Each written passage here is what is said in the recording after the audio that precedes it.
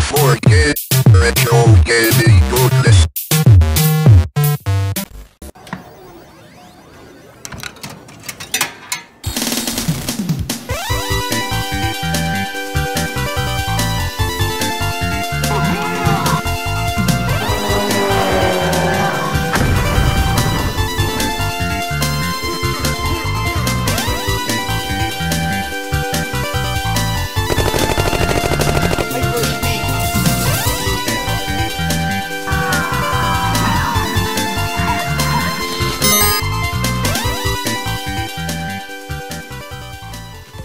With the new decade starting, the arcades were firing on all cylinders, plowing forth with Laserdisc releases. One more important thing. Hey, old codger! Don't tell him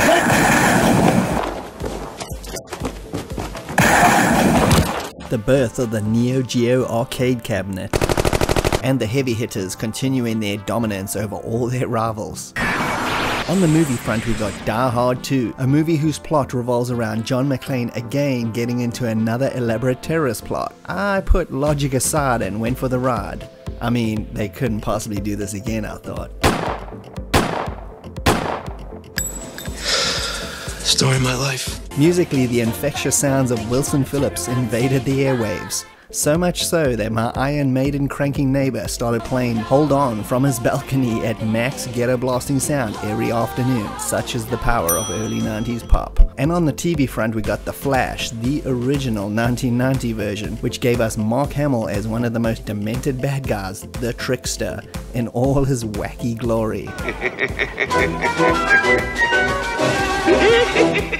And now let's jump on over to today's game. Released in 1990 by Konami. This game came out right during my arcade gaming heyday. Those Saturday trips to the big city to play the latest games was a much loved ritual, and like many arcade games, I only ever came across Aliens once, and it was at the high class arcade, which is what we called it, cause you put money onto a credit card and then use that to activate the games. No more pockets full of quarters, therefore no more dodgy pickpockets. Arcades back then were filled with all kinds of weirdos, trust me. Aliens was based on the 1986 James Cameron classic movie. You know, the one where this happens.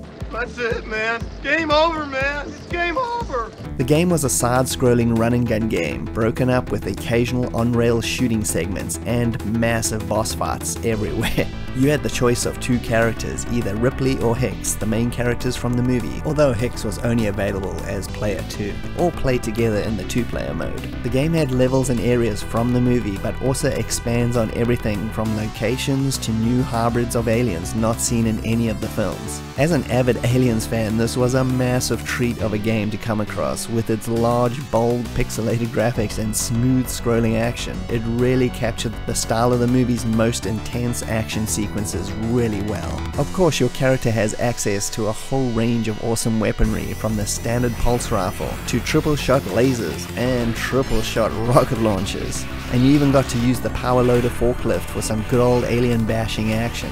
The on-rail sequences at the armored personnel carrier are also a lot of fun. Just pure arcade shooting gallery sequences that help a bit with the monotony. Konami as an arcade developer were definitely on a roll during this 1989 to 91 period. With this, Teenage Mutant Ninja Turtles, The Simpsons, and Sunset Riders all coming out during this period, making it one of their most creative times for the arcade division. It's a pity we never got to see an Alien 3 arcade in this style, but I guess the awesome Mega Drive version makes up for that. And you could also count Capcom's Aliens vs Predator as a spiritual sequel of sorts. Due to the usual licensing issues, no doubt, we've never got a home port of this game either, which is a real shame, although the microcomputers of the 80s got 3 different versions of Alien, which for the most part were pretty good, so we can't really complain that much. Overall, this is an awesome game to play. Great graphics and just simple gameplay, which is what arcades were all about.